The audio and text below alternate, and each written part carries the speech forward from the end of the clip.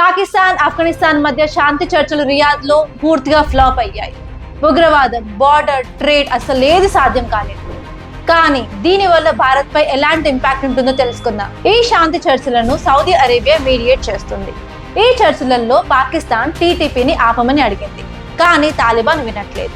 దీనివల్ల మళ్ళీ పాకిస్తాన్ మరియు తాలిబాన్ మధ్య యుద్ధాలు జరిగే ఛాన్సెస్ 100% ఉన్నాయి. దీనివల్ల ఇండియాపై ఎలాంటి ఇంపాక్ట్ ఉండబోతుంది?